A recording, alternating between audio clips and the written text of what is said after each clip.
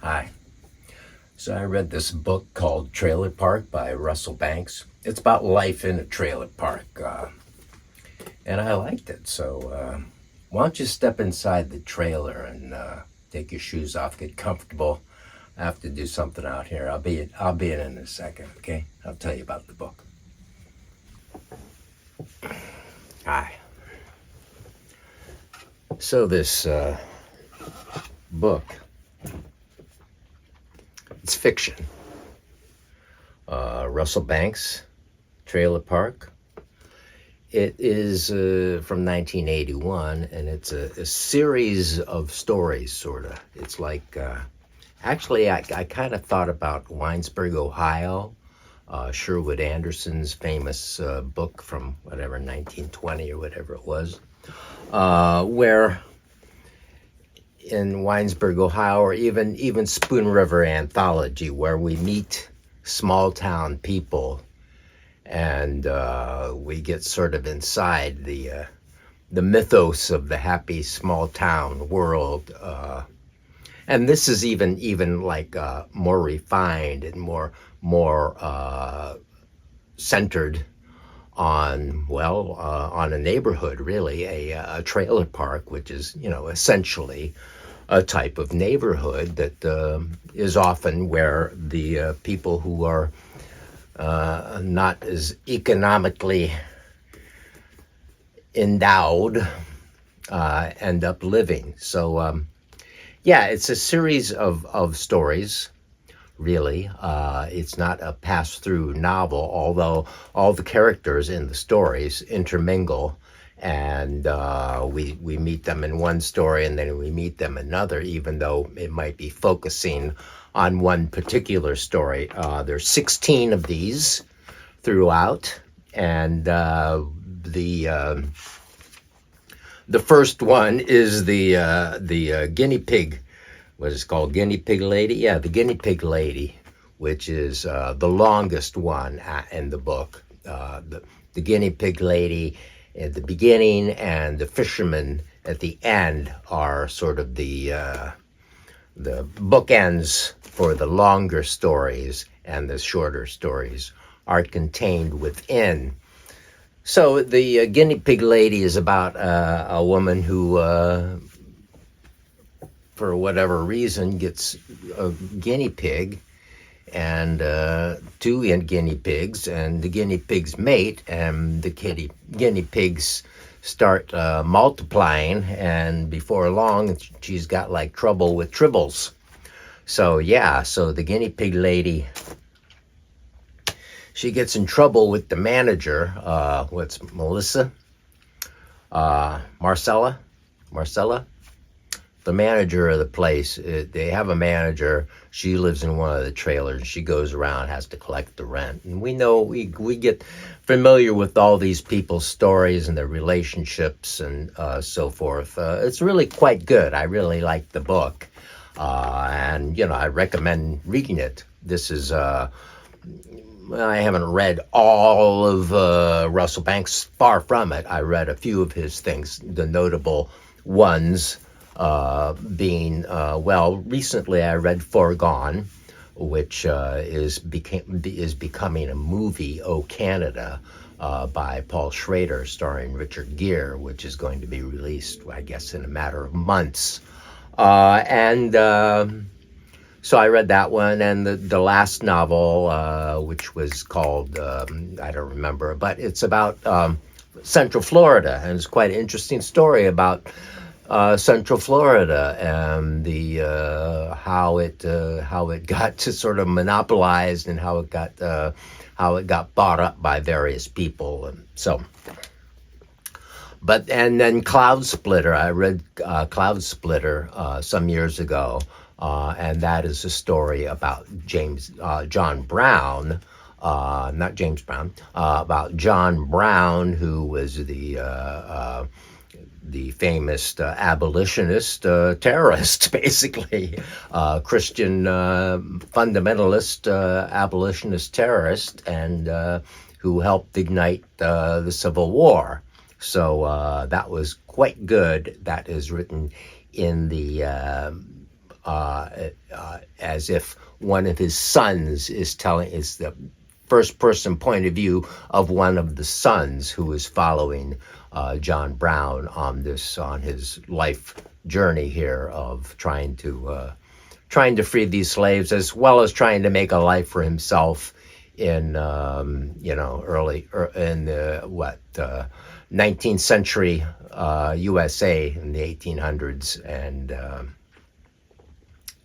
places he traveled to with his family. Actually, after reading Cloudsplitter, I did go up to his grave in Lake Placid, I guess, up there in upstate New York, and there's a monument there to him. So I got quite interested in, and I also visited Harper's Ferry. So I got quite interested in John Brown and from that novel, which is really excellent. So I would recommend that one. And then another, which is really very mind-blowing, called Memory of Soft Skin, which is about people on a sexual predators watch list, who these lists that you have to be put on if you've done one of these crimes. And in Florida, it can't be near this can't be near that, can't be near this, can't be near that. So what happens is they end up congregating and living basically under a freeway bridge. And it's about the stories of a particular young man caught up in this, and some of the others who live there. So that one is really fantastic and mind-blowing, and one of the more recent ones, I don't know, 15 years ago, whatever, and one I think I ought to really reread. But back to this one, Trailerpark. As I said, yeah, it's in a trailer park, and it's all about the people. A lot of people need money. It's a trailer park in New Hampshire, just outside of a small town. Trailer park is on a lake, so the trailer people use the lake. The fisherman, the last story, is all about an ice fisher, an old man who builds one of those little houses that you take out into the ice, and when I suppose they still have winters like that up in New Hampshire, where the lakes freeze really deeply. You can drive cars out on them. You can pull these sheds out on them. And this guy basically goes out most of the winter. He kind of lives for the winter to go out there and ice fish in the isolation of this little home. Although he's had family and all these wives and all this stuff, but in the end here, he is on his own, and he plays lottery tickets and wins the lottery for $4,500 and gives away all the money. And then there's another lottery that they get. If you win that lottery, you get put in another lottery that you could win the big money of $50,000. So he's wondering, actually the whole town is wondering if he's going to win the $50,000 or not. I won't tell you exactly what happened, but the ending of that one is quite a bit like The Treasure of the Sierra Madre by my beloved B. Travin. Actually, the story that kind of hit me the most was called The Burden. The Burden was about a man and his son, which is Tom Smith, I think, and Buddy. So Buddy is the young son of this guy, Tom Smith. And Buddy is a younger generation guy who's, has kind of no direction really, and comes and goes. And the last time he left his dad's trailer, he stole some of his dad's stuff, like his tape deck and some other stuff like that, and went off with that. And he comes back, and wants to move back in with his dad, because he's the kind of guy that when he needs you, he'll show up, but if you need him, he's like gone, so he'll like take off. And that one made me think of myself quite a bit, because I'm kind of that kind of guy who is like living with someone, but then he goes away and then expects to be able to come back, and then gets surprised when he can't come back anymore and gets all upset about that. So that one, The Burden, was one that really kind of came out toward me and really got my attention as being something very true, and actually something kind of that is like my life in a certain sense. So this is the lives of real people here. No one's wealthy and rich in this. We don't meet the big movers and shakers in the town. We just hang with these trailer park people and their lives and their stories. There's a couple of young men around. There's a really displaced black man, Terry, who is basically just up there because his sister is a nurse, and his sister got hired up there to work for a doctor, or work in home care, and then from that, after the guy did home care, the doctor hires her, the local town doctor. And it mentions it's hard to get people to come work up there, because you could stay down in Boston and make a lot more money doing the same kind of work and live in Boston, instead of up here in the sticks. So when the nurse first comes up there, and the doctor is driving her, showing her around, he shows her the lake and shows her, and don't go in the woods in the hunting season, and shows her the beauty of the place as the selling points. It's like, well, there's nothing going on up here, but we do have this beautiful nature. And of course, they have really difficult winters. Actually, I spent a winter in a trailer in Burlington, Vermont. I've been looking on the web recently, and Google Maps and so forth, to see if I can find this trailer park, see if it's still there. It was in the north end of Burlington somewhere, kind of on the way out of town. And I lived there with a guy, and I wandered into like people in this story in the trailer park. I just sort of wandered into the city of Burlington after getting off the long trail, my second trip on the long trail, and I met a guy on the long trail. I think it was from St. Louis or someplace, named Dan Hogan. So if Dan Hogan's out there, hiya, Dan, remember me? Anyway, Dan and I lived in this trailer. I ended up working as a dishwasher in the Park restaurant, this restaurant right by the movie theater downtown. I was a dishwasher for some time while I stayed there, and so I met some interesting folks there in the restaurant biz. As this old kind of bitter waitress, quite heavy actually, and a little alcoholic.